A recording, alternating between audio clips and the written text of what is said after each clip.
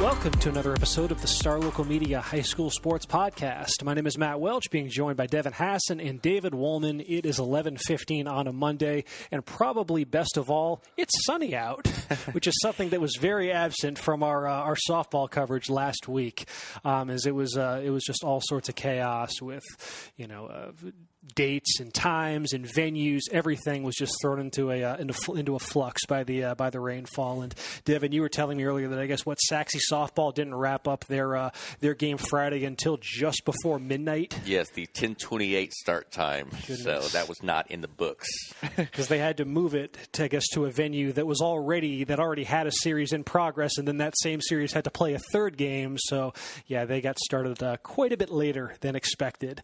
But yes, it was. But we were able to, keep up with it all. We were out and about covering the first round of the high school softball playoffs, and that is that's a good spot to pick up with because the first round is in fact in the books, and we have we've got some games that we can mull over and now just try to make some sense of. So yeah, guys, I know obviously we talked last week, kind of previewing some of the things that we were looking forward to heading into the bi-district round. So now that it's all said and done, what did we learn from it all? Was there anything? Did it basically meet our expectations? Were there any surprises? Let's just kind of rehash some of the takeaways from that bi-district round of the high school softball playoffs.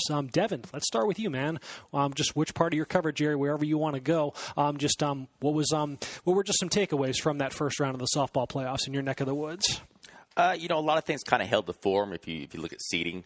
I'll touch on a couple teams. Number one, Sachse, who I brought up last week. I wanted to see, how their offense would fare, and they certainly, against Tyler Legacy team that I think they were favored to beat. I mean, just based if you look at the two pedigrees of those teams this season.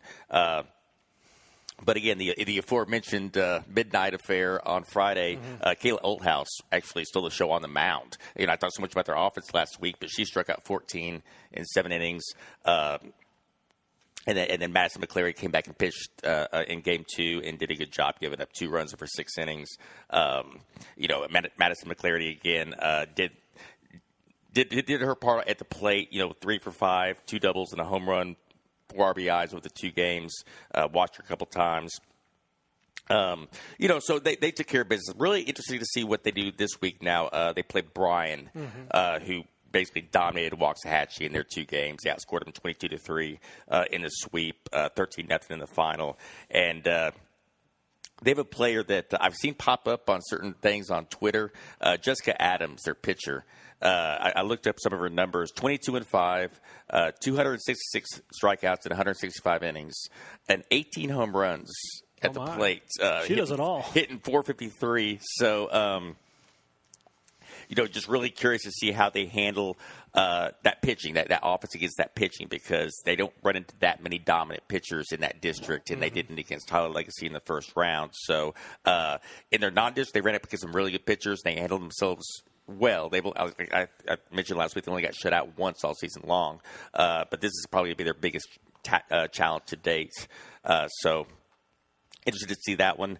And then Frisco Memorial, first ever playoff appearance, first ever district title. Now you add first ever playoff win as they sweep Wiley East. One milestone after another. It's they got a really nice game from Maddie Mueller in the opener. She struck out 9, allowed only 3 hits, and they won 3-1. Sarah Overholzer, struck out 9 in 6 2/3 innings in Game 2. Game 2 got a little bit scary. They were up 6-1 going to the bottom of the 7th inning, and Wiley East strikes for 4. In a rally, so they have the tying run on base, and obviously the momentum's on their side. But Memorial, again, it's their first playoff appearance, so they can't draw on experience. But they're able to pull it out. I think they learned a lot from being in 2 close games against the Wiley East program that's been a good perennial playoff team for the last decade. So nice win for them, and Frisco Heritage moved on as well. But I think David probably saw Heritage a lot more than I did. So I saw them twice this week. Was that where you wanted to go with your takeaway, David, talking about the Colony and Heritage, or what were you thinking? Yeah, that's what I was going to kind of lead off right there. Okay. This is a series that, obviously, Heritage had the better record coming in here, but if you take a look at experience-wise, both teams are pretty even right there. The Colony, they had a couple players who had some previous playoff experience right there with their senior Carly Goldie and then Olivia Wick, their center field right there. She was part of that team that went to the state semifinals over there a couple years ago. But other than that, this is a team. There's a lot of freshmen and sophomores on the team. So even the sophomores on the team, they didn't get playoff experience at all last year just because of the pandemic. Yeah. So this is brand new to them. And then same thing on the Heritage side as well too. They only had basically one player with playoff experience. That was Riley Lunsford, the third baseman right there. And so it's just going to see which team just kind of can handle the situation a little bit better right there. Early on, it looks like the Colony was a team that was going to handle it being better. They're up 4-1 there in the first game. The Colony was on their home field. If they get a couple more hits, this game could be a little bit out of reach right there. But just a couple things that really just changed the series right here. The Colony, they left so many base runners on there. It seems like every inning they had base runners, but they just couldn't get that timely hit after they got 4-1 right there. And for the series, 20 runners left on base right there. Ooh, yeah. That'll do it. That'll do it right there. But obviously, when you have that many runners on base, you got to give credit to the pitching staff. No doubt. Yeah, sophomore Jensen Hall right there. It seems like whenever the pressure got bigger right here, and when Colony had the runners on base, she turned it up another notch right there. So she settled down, got that win right there. She didn't allow another run after the Colony got up 4-1 after the second inning right there. And then in the second game, it was I think it kind of relaxed her that her team got up to a 4-0 lead right there earlier in the game.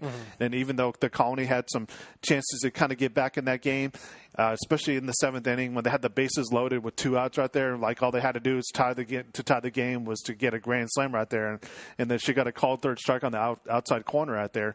So credit to her. Obviously, it's the first ever playoff series win for Heritage right there. And they had to do it first of 2 of the games were actually at the Colony, even though Heritage got second place in their district. And going into I was talking to Coach Tim O'Brien after the first one, the Heritage coach. He I asked him so you guys Colony got 2 home games. He goes yeah, I'm pretty bad on coin flips. He goes I think I'm 2 for 30 or whatever it was. So we're just have a little bit of a laugh about that. But obviously good stuff by Heritage. One other note, I think that really changed around this series is just the 2 home runs that Kaylee Sweezy, their sophomore first baseman, hit in that first game. First one was straight shot over the center field wall, was a solo home run, and then the big blast was there in the fifth inning when Heritage scored 6 runs right there to take control of that game. So huge momentum, big relief for Heritage to get its playoff win. But obviously they're going to have a tough series coming up here against a Molina softball team that's only lost 1 game this whole season. But just the pressure that's off them right now for Heritage of being able to win a playoff series. I think they're going to go into the series against Molina pretty relaxed. You were a busy man late in the week because you had to make a drive. What was it, out to Weatherford? Yeah. Well, originally I was supposed to go to Aledo and cover their Aledo against Lake Dallas, but then the weather hit and all sorts of chaos. Yeah, so I had to drive just a little bit further west over there, just because Weatherford just they had that artificial turf field right there. So, I had to go up there and cover Lake Dallas against Aledo. Unfortunately, this wasn't the Lady Falcons day right there. They got swept both games right there. Aledo had 7 home runs in both of those games. I know I think they're ranked number 1 in the DFW fast pitch area poll, so makes sense. They're sophomore. Yeah, Aledo's sophomore, junior shortstop Macy Graff, who's committed to Mississippi State. Just an absolute stud, man. Really? First at bat, she's their leadoff hitter. She hits a line drive into right field right there. Just gets a little bit out of the reach of a Lake Dallas outfielder. She's so fast, like she turns it into an inside the park home run right there. Wow, and that was what started off the series. That's what started off right there. Yeah, that'll set the tone. It set the tone for sure. Yes. So, I mean, it was like Lake Dallas did have a bright spot there early in the second game after they were shut out in the first game. Belle DiDonato, their junior center fielder, she hits a 2-run home run in the top of the first inning. So maybe we thought for a minute like this game, hey, Lake Dallas, they're going to turn this thing around. They could force a game 3, and if they force a game 3, it'd be at their place right there. But unfortunately, the bats for Lido were just too much on them. Like I said, 7 home runs, just contributions up and down the lineup right there. And for Lake Dallas, they only had 4 hits in the 2 games. So just great season for Lake Dallas. Is their first playoff appearance since 2016 right there. But just despite the 2 big losses right there, as far as the scoreboard, it's going to be a team that's going to come back. They're going to learn from this experience right there. They only have one player who's going to graduate from this team right there. So watch out for them next year. One thing in last week's podcast, just in previewing the softball playoffs, that I recall mentioning and previewing, I guess 5-6A versus 6-6A was to really kind of highlight the pitching for 5-6A. And like I said, if you could find a district in the area, 5A or 6A, whatever, that has a more potent top 4, top 5 than what you see in District 5-6A with Alexis Telford at Allen, Kinsey Cackley with McKinney Boyd, Rancy Willis with Denton Geyer, and then whoever Prosper throws, whether it's Abby Beasley or Alyssa Griffin, present your case to the jury, because after what they showed in the first round, it was that was kind of the big takeaway from that bi-district series between 5-6A and 6-6A. 5-6A can freaking pitch in 9 games. So there were 9 games total over the course of this bi-district series. For those 9 games, the collective ERA for 5-6A's pitchers was 1.45. They just allowed only 10 earned runs over those 9 games, and 5 of them came in the game Saturday between Flower Mound and McKinney Boyd in Game 3 of their series, when Boyd was kind of running on fumes. You take away that game and just focus on the other 8, that ERA drops all the way down to 0.82. And again, this is in the playoffs. So yes, this was it was a very, very emphatic statement by the pitchers in District 5-6A. As far as just some notes from these games, my game Thursday, I was at the Game 1 of the series between Allen and Plano. I'm asking you guys if you've ever seen a game like this. Have you ever covered a game where the winning team was no hit? No, never seen it. That is how Allen manufactured its 1-0 victory in Game 1 against Plano. Jaden Blewett threw a no-hitter. Plano's sophomore pitcher. This is her first ever playoff game, and she was on fire. She held in check a very, very solid Allen offense. But this was a 0-0 gridlock heading into the bottom of the 7th, and then of all things, it was a throwing error on a grounder by pitcher Alexis Telford that was thrown wide of first base. That allowed courtesy runner Maddie Slaughter to scamper around third and score the walk-off run. So yes, Game 1 in that series decided on an error. Then Allen, looked a bit more like its district champion self with a 5-2 victory in Game 2. You had a lot of defensive games in this series, some really low-scoring softball. That did not apply when Prosper was on the diamond in their series against Marcus. Prosper, of those 3 teams that tied for the district championship in 5-6A, Allen, Prosper, and Geyer, you could argue that Prosper was maybe at least in the best form of the 3 because of the winning streak that they had been on. They ran the table over the second half of district, and they just kind of picked up where they left off against a pretty solid Marcus team, all things considered. They hit over 300 as a team. They had 17 hits, 14 total runs, 3 home runs, including 2 from Maryland commit Sydney Lewis, including one that in the first inning in Game 2. Elizabeth Moffett also went yard as well in Game 1. It's now all in total 9 straight wins for Prosper since that loss to Allen back on March 26th, and they look like they're set up for another strong run, as they were very, very emphatic in their 2-series win over Marcus. But probably the one that had the most eyeballs on it, especially after the way Game 1 went, was Flower Mound and McKinney Boyd. And this series was very interesting because, again, the seeding might suggest one thing, but you look at the makeup of these teams and their styles of play, and it's not insane to think that you got what you got out of this bi-district series. So this one went the distance, which is notable because if you recall, Flower Mound went undefeated in District 6A, ran the table, and looked really good doing so, 14-0. And then right out of the chute, they lose 2-0 in Game 1 against McKinney-Boyd. And before we ran into some technical issues last week, Devin, you had mentioned, though, the prospect of, if Boyd could just get a one-gamer. And that's always such a prominent storyline in the softball playoffs is those coin flips. And if a team feels like, okay, well, maybe in a 3-game series, things aren't going to go our way. Let's just trust the luck of the coin and see if we can get a one-gamer, and then all bets are off. And there might not be a more terrifying one-game series pitcher than Kinsey Cackley, one of the premier strikeout artists in the country, for that matter. She had almost 500 as a sophomore. But yes, so Flower Mound had a tough go with Kinsey Cackley in Game 1, but then with each game, though, you got a sense of, okay, a little bit more of a comfort. And basically, Flower Mound's approach in this series was to play the long game and just basically try and just wear and tear would accumulate. And then by the end of the series, you kind of saw Flower Mound really shine with its depth there in Game 3. So after losing 2-0 in Game 1, they won Game 2 2-0. And ironically enough, in Game 1, Boyd scored its runs in the first and sixth innings.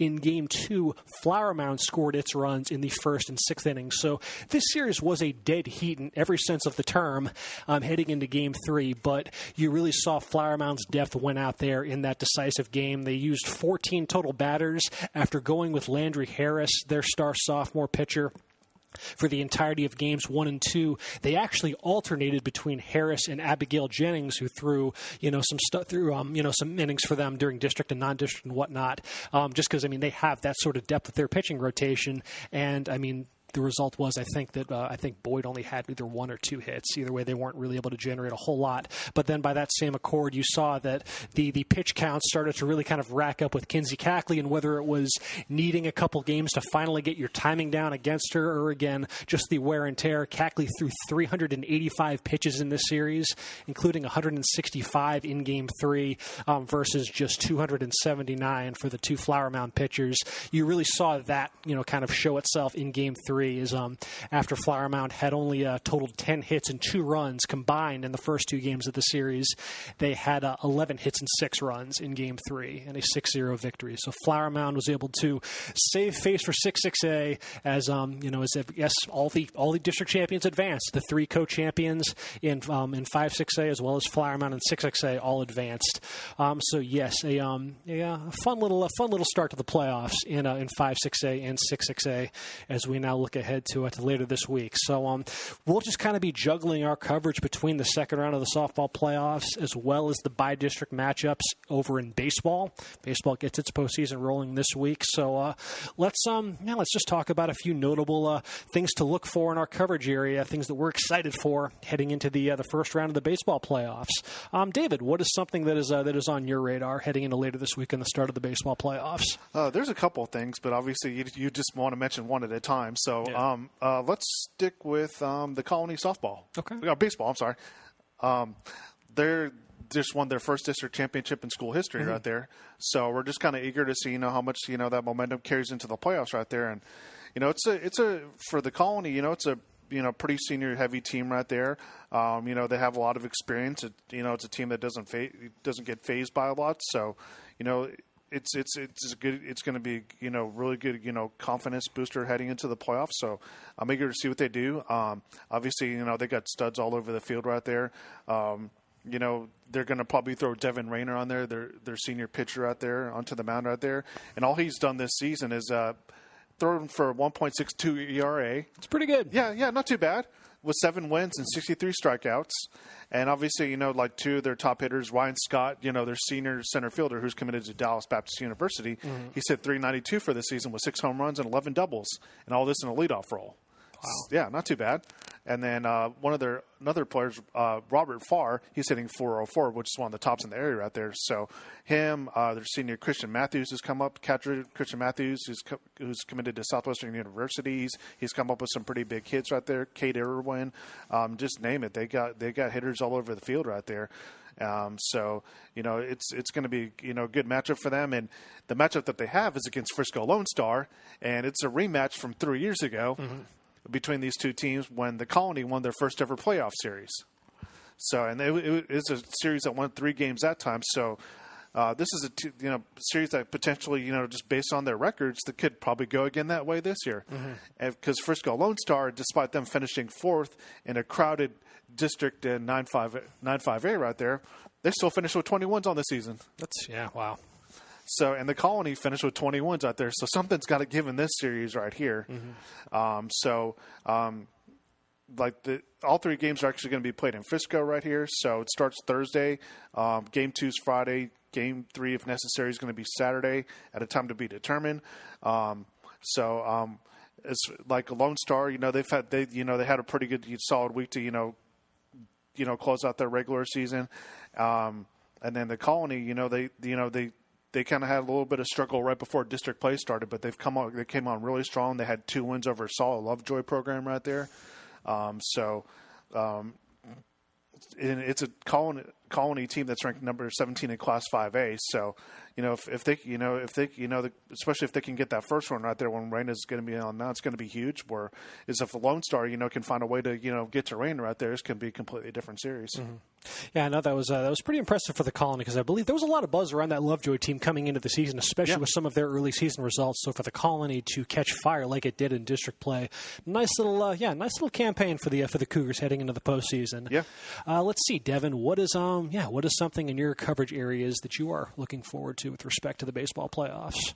Yeah, well, just to follow up real quick with what Dave was talking about. That's going to be. I think that whole first round, all 4 matchups, are going to be interesting because 2 years ago, only Lone Star was the only Frisco team to make it out of the first round. Even Wakeland, who was the district champion, got beat in the first round by, I believe, Lovejoy or Wiley East. I guess it was Wiley East.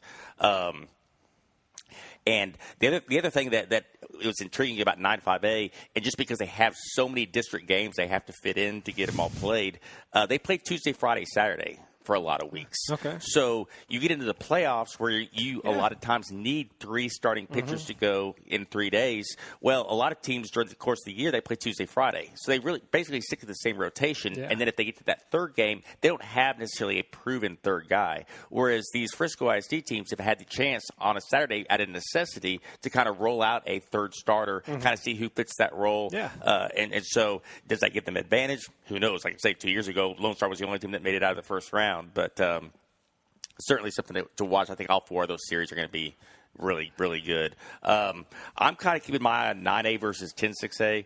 And 10-6A still hasn't decided yet. So they have games today. The weather wreaked so much havoc that they weren't able to get everything hammered out. So while we do know Sachse is going to be playing Tyler Legacy, Rowlett is in as the 3rd seed, but they don't know their future yet because Rockwall and Rockwall Heathers will try to determine the top seed over there. There's a chance Horn and Skyliners will try to determine the 4th seed. Horn's got to sit back and wait and see if Skyline can pull the upset of state-ranked Rockwall Heath, which you may say, yeah, right, that's going to happen. But they already beat them in the first game of the series. So we'll see what happens later on today. But, Rowlett and Sachse have been intriguing to me all season long. I think they're just solid up and down. They're not spectacular in any fashion. I just think they're solid. Rowlett was kind of, geared to be the 2nd seed on the last day, on Friday, the final day of the regular season, with all that chaos, moving parts and moving sites and whatnot. They fell victim to Lakeview. Sachse took advantage. They beat Naaman Forest to jump up to that 2nd seed. But I just think they're very similar. Rowlett, Jackson Kirkhoff, when I saw him pitch twice earlier this season, he didn't allow a run in any game I saw him play. So, his numbers speak for themselves. They have a good 1-2 punch with him and Hudson Parker. I think their lineup, again, nothing spectacular, but it's just solid. They're just, 1 through 9, they can produce, at the top of the line, but the bottom of the lineup can keep rallies going as well. Sachse, I think, they've won 7 straight. So they're kind of a team that's hitting its stride. Wiley went 13-1 in that district, and the one loss was last week against Sachse. Their pitching staff, Nathan Darden, pitched a one-hitter against Naaman for us in the finale. Carson Sowell, pitched a two-hitter against Wiley. Ryan Ochoa has been they got three solid starters, and they got guys like Jason Scranton that come on in relief on a regular basis.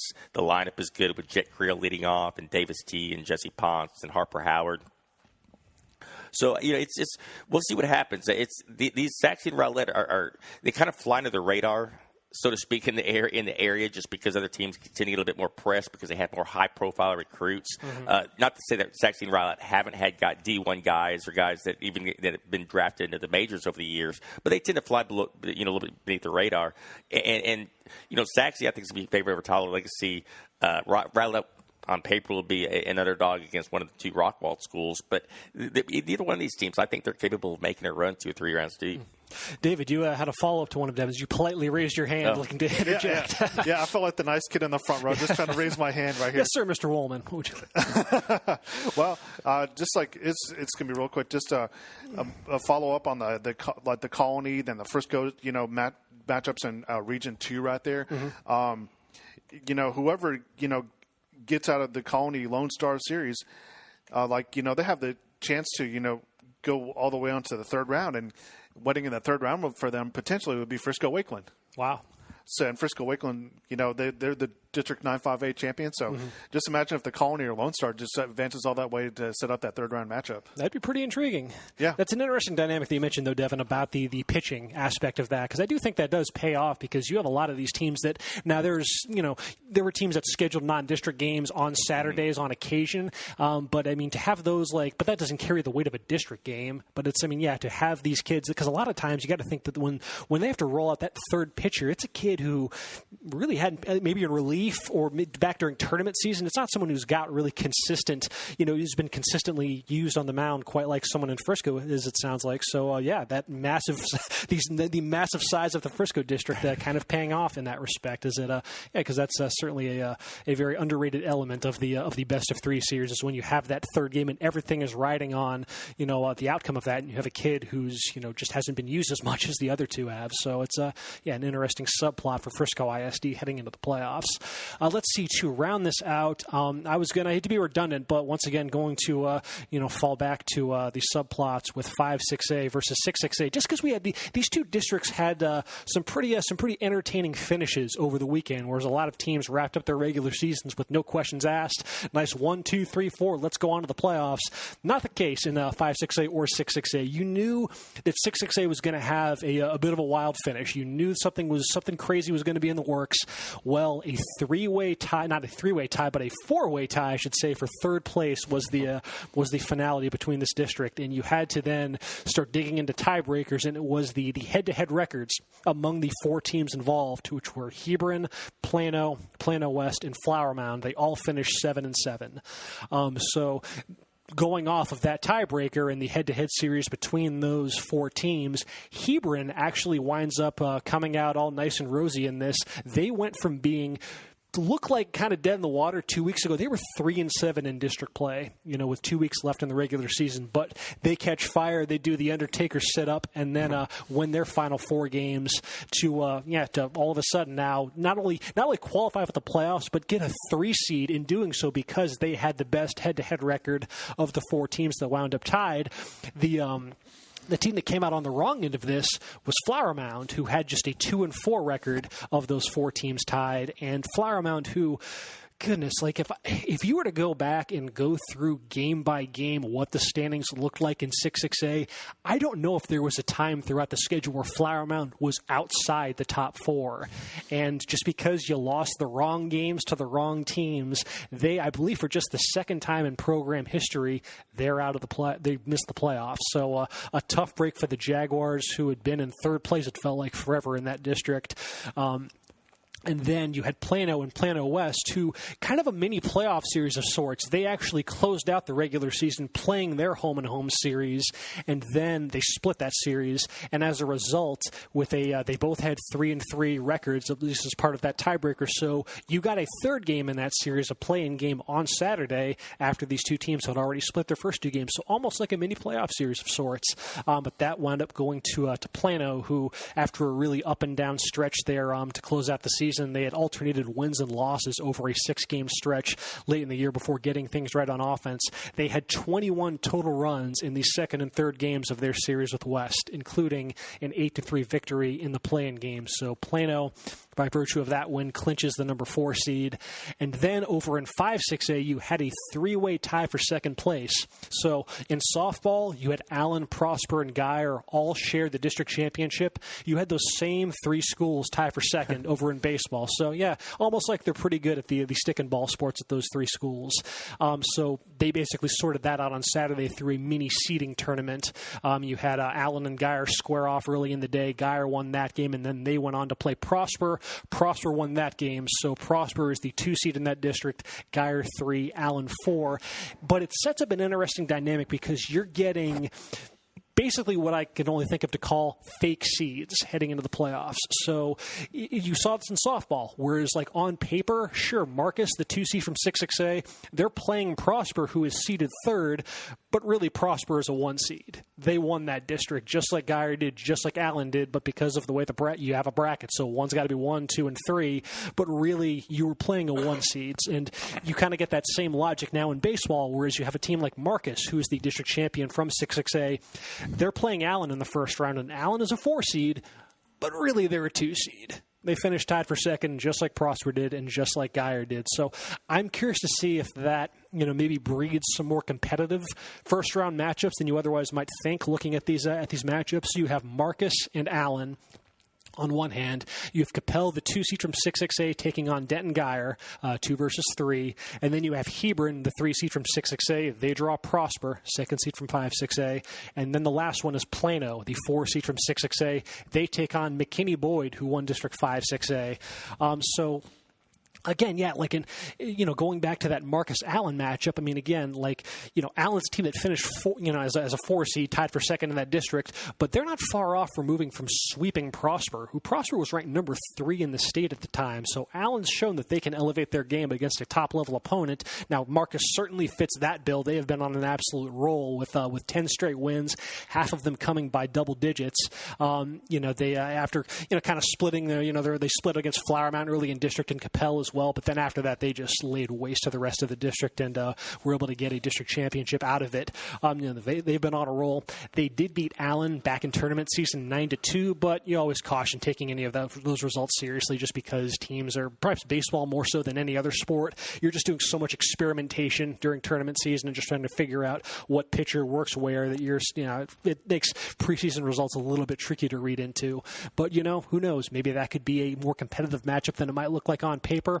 I'm curious to see if McKinney Boyd has another run left in the tank. Now, McKinney Boyd you have to go all the way back to the last time we got a baseball postseason back in 2019.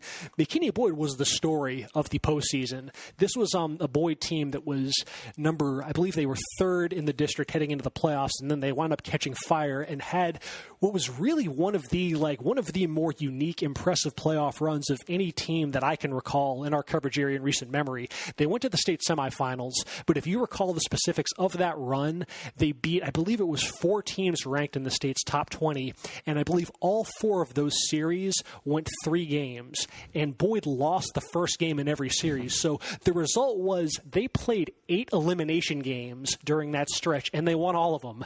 And it was, it was a really, really special run for a program that just hadn't been through anything like that. They were able to get all the way to the state semifinals, where you don't play a best of 3 series anymore. It's just 1 gamers now. But I guess that'll be the case for this postseason, though, right? Because are they still doing the whole the state finals are going to be the only one that are in a neutral site, and everything else is kind of its own separate round.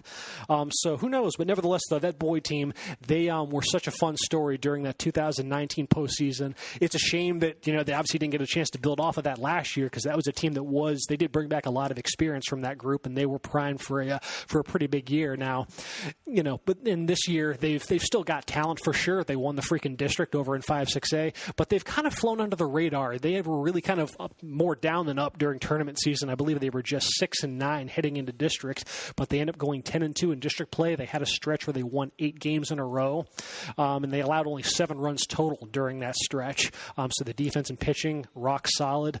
They've still got Tyler Collins, who feels like he's been at the top of their batting order forever, one of the top players in the state. And then one of the, as short as the 2020 season was last year, you got to see some glimpses of some promise with one of their pitchers, Ben Abelt, and he's really built off of that. I don't think he lost a single game during district play. So Boyd is in a really good way heading into the playoffs after a bit of a bumpy road to begin the season. And then on the other end of that, I'm curious to see if Prosper can right the ship. Prosper, who again, as I mentioned, was number 3 in the state at one point. They and that in part came because they had a 15-game winning streak that spanned an entire month. But they entered the playoffs having lost 4 of their last 6.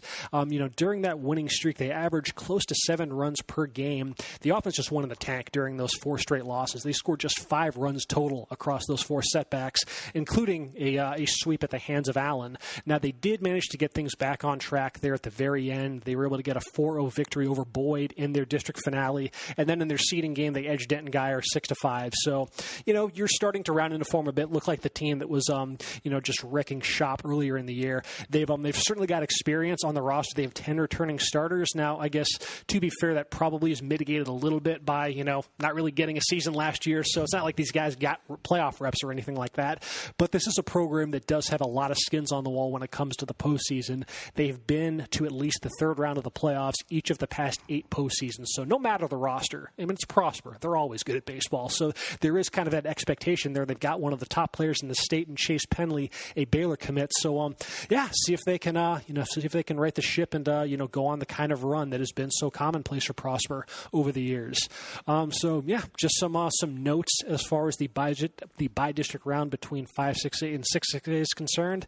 And, guys, it gets going later this week on Thursday. So, that is a look at some notes in our coverage area for the baseball playoffs, which begin later this week, as well as some stuff on softball as the stick and ball playoffs keep on rolling. So, that'll do it, guys. That is it for the Star Local Media High School Sports Podcast. We'll be back next week, probably to pick up where we left off and do this whole song and dance one more time, folks. Until then, you take care, and we will talk to y'all later.